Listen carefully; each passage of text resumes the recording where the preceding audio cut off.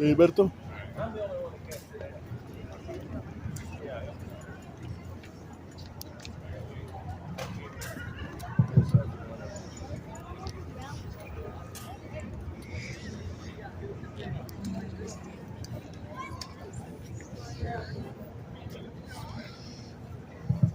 Okay, ladies and gentlemen, so we're going to begin our 2 o'clock weapons demonstration. To start things off, we're going to have Mrs. Smith pop off a round. It will be a little loud. If you have sensitive hearing, please cover the ears.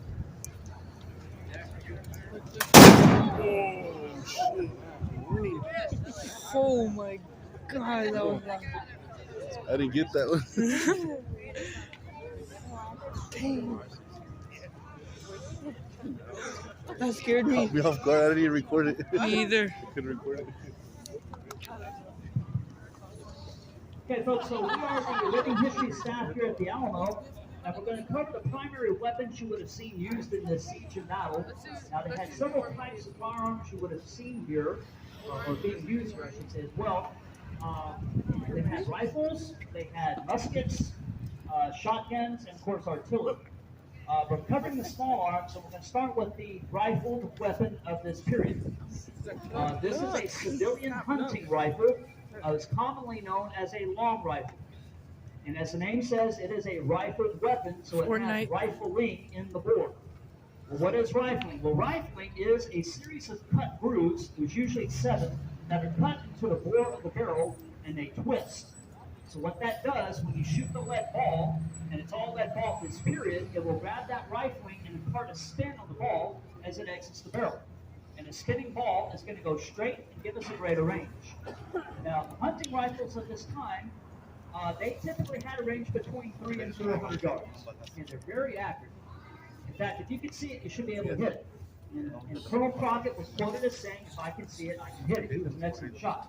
And a lot of men were excellent shots on the frontier. You had to be. Okay? So it's a very accurate firearm. The problem with rifled weapons at this period, and there were military rifles as well, but the issue with rifled firearms is loading it. Okay, because all weapons, it doesn't matter what you have, rifles, muskets, everything is muzzle loaded. Gunpowder and ball have to be driven down the barrel to load the weapon.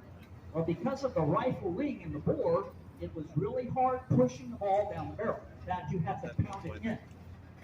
Okay, so it's a process. Now, people living on the frontier with a hunting firearm would have a shooting bag containing everything you need to keep the weapon clean, to make ammunition. Attached to the bag is a powder horn, so that would hold the gunpowder.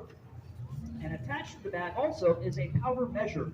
You actually have to measure out the gunpowder before you pour it into the barrel, so you have the same consistent shot all the time. Plus, you don't want to waste powder too. So you pour the powder in, you get a cut piece of cloth or a patch that would be greased with some kind of animal fat, like bear grease typically. You place the patch on the muzzle, place the ball on top of that, pull out the rammer, and start driving it in. And again, the hard part is getting the powder ball down the barrel. Now, once you seat it at the breech, all the way at the bottom where the firelock is, you can turn the rammer, open the priming pan, pour gunpowder into the pan, shut it, and you're ready to go. And that whole process can take about a minute for one shot. That's the downside of rifled weapons. Okay? Now, firearms, it doesn't matter what you have. Everything, there are flintlock weapons at this period. So you have a piece of flint held in the jaws. The flint strikes a piece of steel or prison, creating a spark, and that's what fires it off. However, they don't always work. In fact, they average 1 in 7 shots of the weapon going off. Okay, because the flint has to have a sharp edge. So now she's going to shoot off 3 more rounds of this long rifle. Again, it's going to be loud, folks. Get So if ready. you have an insensitive hearing, please come there. Oh. Oh. Damn. That is freaking sweet. Rate that 1 out of 10. Paper cartridge. Loudness. They don't want us walking around with gunpowder before, which I understand. So Oh, my ears hurt. It's loud. They did say sensitive ears.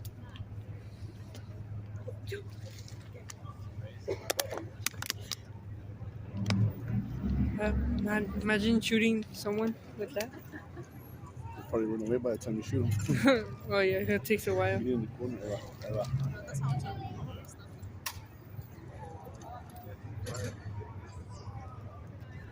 How do you?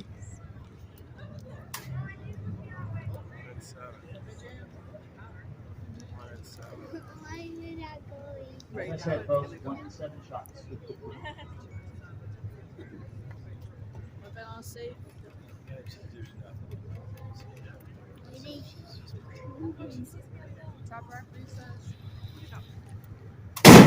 Oh my gosh. That power. And she looks scared. Imagínate en la pinche agarra todos los putazos. ¿Para dónde ibas? Been disorientated, ¿no? If someone got hit by that, they would have been gone.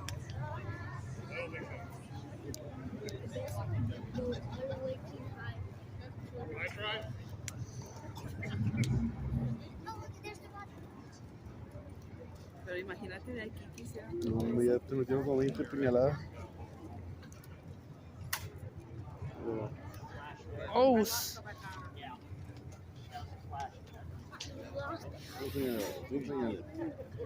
hurry. Hustle. Man.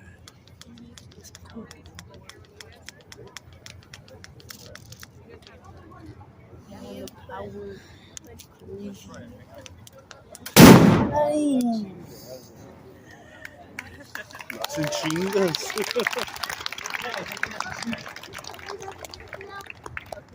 I don't cover them all? Sheesh.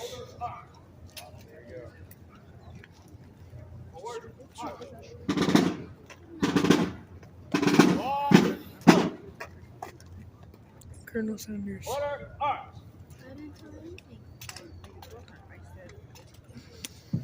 Okay, folks, so now to the primary firearm you will see used in the siege of Battle of the Alamo, and that is the smoothbore musket. Now, this is a soldier's weapon. Your army and you're in the line infantry, this is the firearm you will be issued. And as the name says, these are smoothbore, these are not rifle. Okay, so the barrels of these weapons is a pipe.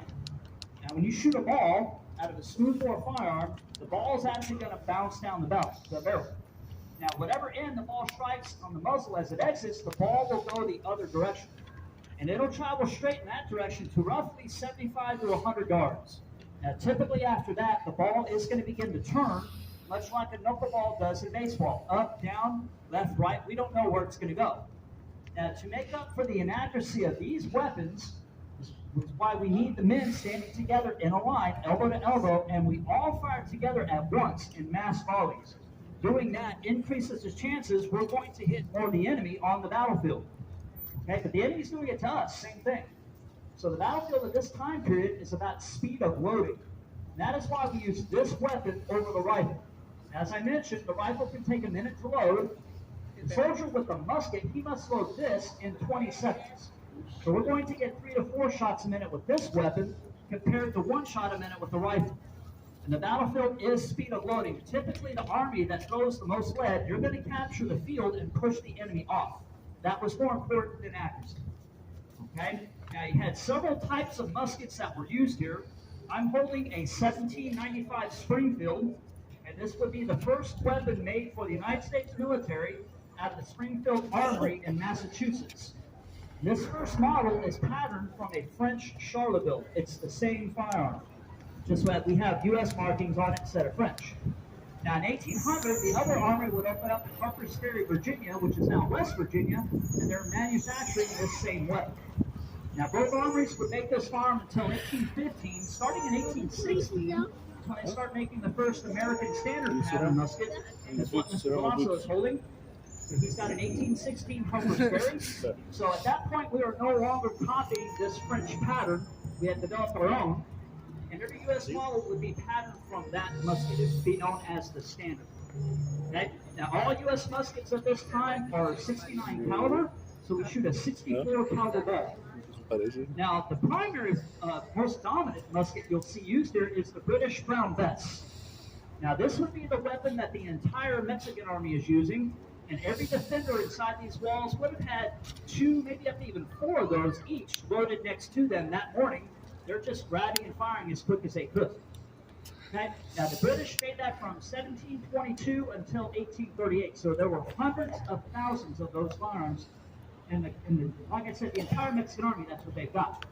Now, the British weapon, the Brown Bess, is a 75 caliber, shoots a 69 caliber ball out of it. Okay, so we're shooting large chunks of lead at each other. Now, we have to know how to operate the weapon. We would need to know the military drill of loading. So that's what we're going to cover. We're going to start the men at what's called order arms. And tell them to shoulder arms. So this would be the most common way of carrying the weapon on the march. And if you're infantry, the weapon goes on the left shoulder.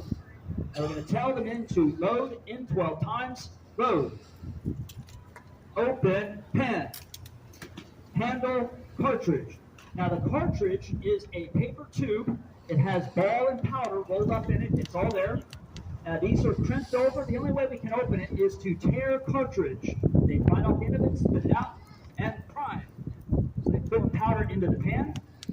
And then tell them to shut pen and cast about. Charge cartridge. So they pour that remaining gunpowder into the barrel. The ball stays in the paper, rod it up, and stuff it into the muzzle. Now we have to drive it to the firelock, so we'll tell them to draw rammers. And ram cartridge. So they sling it in, pack it tight, return rammers. Shoulder, arms. They bring the weapon to the left shoulder, which then tells the officer that they're loaded, ready to go. And on the battlefield, this must be done in 20 seconds. Okay? But it can be difficult because you are being shot. Now, when we see that the men are at the left shoulder, we know they're loaded. We know the last 3 commands of ready, aim, and boom. Shoulder, arm. I thought they were going to fire. The whole process. So, okay? Now, this gentleman over here, this is our drummer. Okay, he is very important. He's not just used for keeping the men in line and cadence on the march, but he's used on the battlefield because it's so loud. With muskets going off, rifles, artillery, the men at the end of the line cannot hear the commands, but they can hear that drum. So he is relaying the commands to the men in the line. Now, we're going to fire off 3 volleys. The first round will be done in the 12th step. The last 2 rounds will be done in the quickest time by the drum. It will be loud, folks, so again, if you have sensitive hearing, please cover the ears.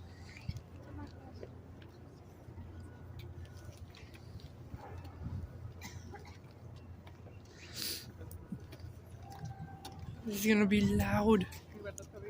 Cover yours. Cover yours. Bayonets. Cover yours. Well, you could take them off. Shoulder, arms. Cover yours.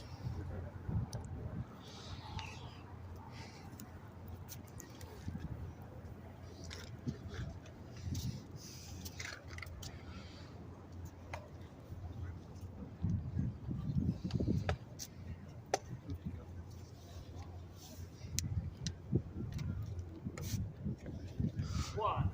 Loaded 12 times. Both. Open, pen. Handle, cartridge. Tear cartridge. Prime. Be loud. Shut head.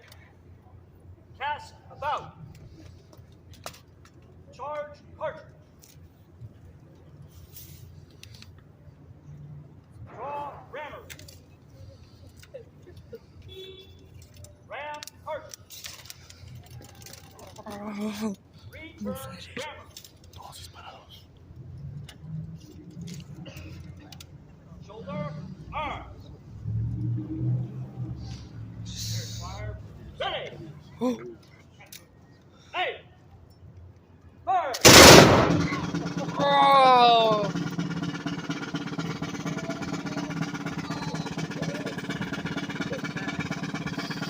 Good work. I think the other one sounded louder. Was it right? Yeah, it was. My phone would have died.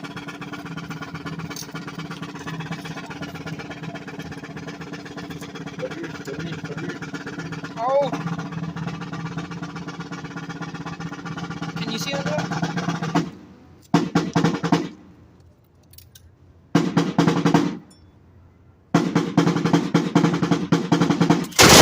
Oh.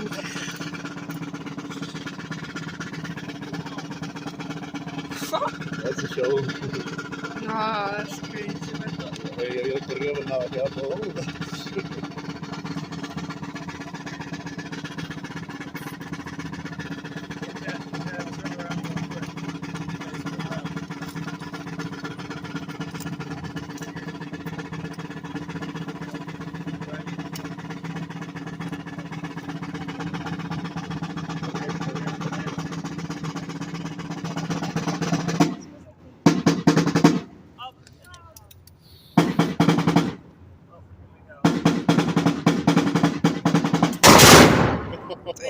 Oh.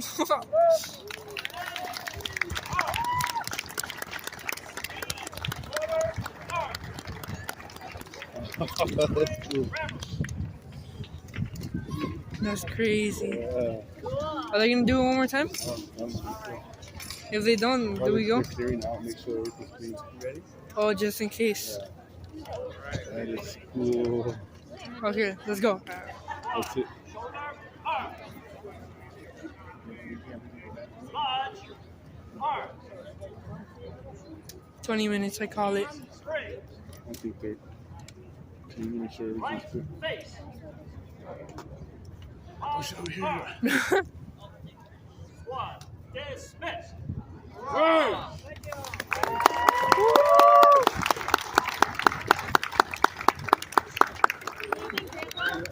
That was cool.